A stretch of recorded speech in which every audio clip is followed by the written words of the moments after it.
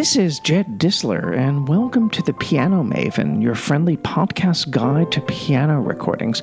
Please consider taking out a subscription to the Piano Maven podcast, and you can find a link to do so in our episode description. You go to our Substack page, and paid subscribers get free downloads at the beginning of each month. About 12 years ago or so, I met the pianist Carlo Grante for the first time in person when I was visiting Rome. And although I had heard him several times in concert in New York many years earlier, we actually had not met until then in Rome, and he had helped me find a place to practice at the Yamaha showroom, and I'm very grateful for that.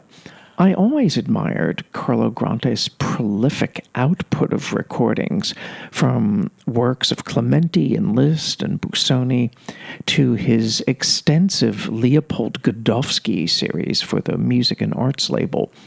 Carlo Grante is an extraordinary scholar and intellect, as well as a pianist, of course. Around 5 years ago, he completed a very ambitious project, which was to record all of Scarlatti's keyboard sonatas on the modern concert grand. I'm talking about Domenico Scarlatti, of course. Now, there had been the very first complete Scarlatti Sonata edition, which was done on the harpsichord, and that featured the late great harpsichordist Scott Ross. And that cycle remains a kind of point of reference. And there were further complete Scarlatti editions on the harpsichord from Pieter Jan Belder on Brilliant Classics, and also a complete edition of Scarlatti from Richard Lester on Nimbus. But there was not a complete piano edition of the Scarlatti sonatas on CD until Carlo Grante came along. Actually, he got a false start on such a project in the late 1990s when he embarked on what was planned to be a complete Scarlatti sonata for the Dante label. 120 sonatas, I believe, were released across 7 CDs. I think it was 3 volumes of like 2 discs or 3 discs in each volume. I don't have the physical discs here in front of me. But the project was curtailed because the label folded, and so it was left incomplete. But in 2009, Carlo Grante began completely from scratch on a Scarlatti cycle, and this time it was for the Music and Arts label. And when I reviewed the first of these volumes in Gramophone magazine, I expressed my hopes that Carlo Grante and Music and Arts would see this project through to completion. And it actually took 9 years to do so from that first volume's appearance. But by 2020, the whole cycle had been finished and released, totaling 6 multi-disc volumes with a total of 34 CDs in all.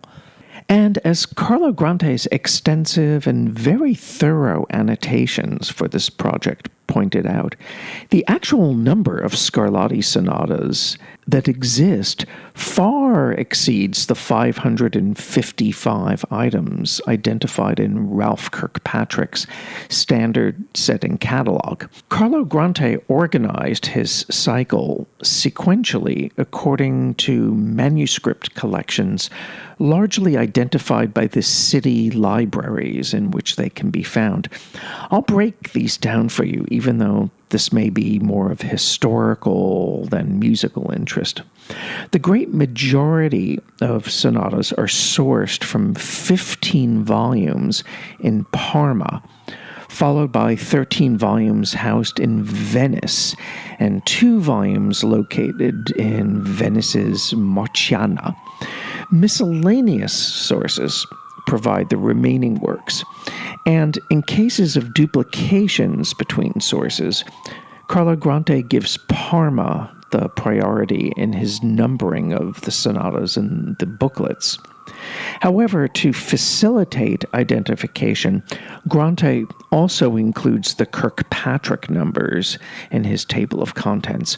So, for example, when you see a listing that reads P as in Peter 15-10 with K523 in parentheses, this refers to the 10th sonata in the 15th Parma volume and its corresponding position in the Kirkpatrick catalog. I hope that's all clear to you. But more importantly, Carlo Grante's annotations offer musically and historically detailed descriptions of the sonatas, and he cites earlier Scarlatti scholars when it's appropriate to do so, and he addresses all matters of style and genre and mood and interpretation.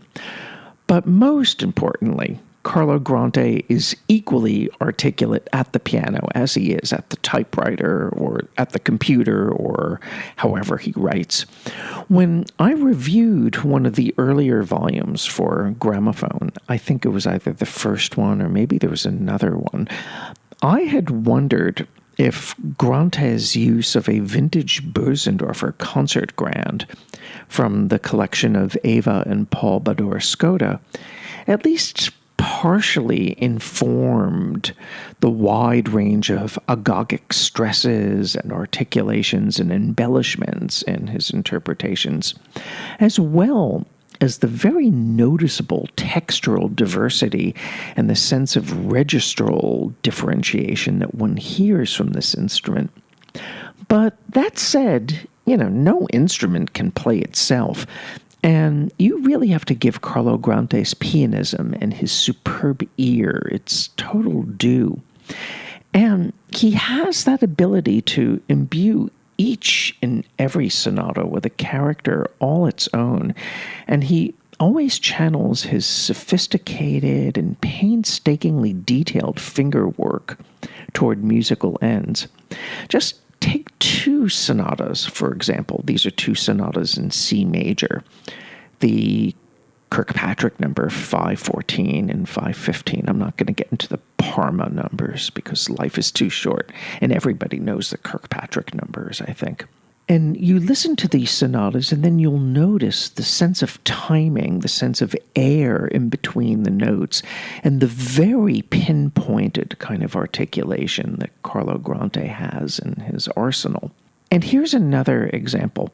Many pianists treat the F minor sonata, the one with the Kirkpatrick number 519, like a bouncy etude, but Carlo Grante takes a slower tempo that anchors the repeated note accompaniments and allows the counterpoint room to really register and, again, to breathe, that sense of air in between the notes that I mentioned before. And then every linear entrance and another sonata, the F major Kirkpatrick 525, every linear entrance seems to take on a color of its own. And also the way that Carlo Grante uses color to underline those unpredictable harmonic surprises in the B-flat major sonata, the Kirkpatrick number 544. And if you listen to how he rolls the Kirkpatrick number 534's chords, it's almost like he's strumming a lute. And then when you listen to the C major sonata Kirkpatrick number 549's imitative passages, there's such consistency in how Carlo Grante shapes each phrase, the way that the line rises and falls with both hands. It's really, really well thought out and beautifully played. And then also there's that fugue, the C minor fugue, Kirkpatrick number 58, and his dynamic gradations are so painstakingly yet very naturally calibrated. And take the A minor sonata, Kirkpatrick number 36, which Carlo Grante takes faster than many people usually take it. And by doing so, he gives the music a kind of angular, almost abrasive intensity that makes most other performances sound relatively uneventful. But then his muted deliberation and predominant legato in the F-sharp minor sonata with the Kirkpatrick number 67 conveys a totally different complexion heard alongside the much more upbeat performances of Yevgeny Zarafian's on Noxus, just to give one example, or on the Tacit label, Christoph Ulrich. And Christoph Ulrich, by the way, is also in the middle of recording the complete Scarlatti sonatas on the piano, and he's almost done with that cycle. Now, Carlo Grante may not match Vladimir Horowitz for vehemence in the D major Kirkpatrick number 33, but it doesn't lack anything in heel-clicking rhythmic verve, I would say. And if there is a more heartfelt and eloquently spun-out reading of what must be the slowest and easiest of all the Scarlatti sonatas, and this is the one-page D minor sonata, Kirkpatrick number 32. If there's a more eloquent and beautiful version of this, I don't think I've heard it. I'm sure there are a few out there, but this one is really quite special. Now, obviously, piano mavens are not going to want to displace their favorite Scarlatti performances or mixed recitals, but I think that Carlo Grante's comprehensive scope and his consistently high level of accomplishment throughout this entire cycle deserve nothing but praise and admiration. Now, I don't know if Music and Arts ever bundled the Carlo Grante Scarlatti cycle into one single big box, but you can access the 6 multi-disc volumes in physical and download formats, and also through all streaming platforms, at least most of them that I'm aware of. This is Jed Disler, and you've been listening to The Piano Maven, your friendly podcast guide to piano recordings.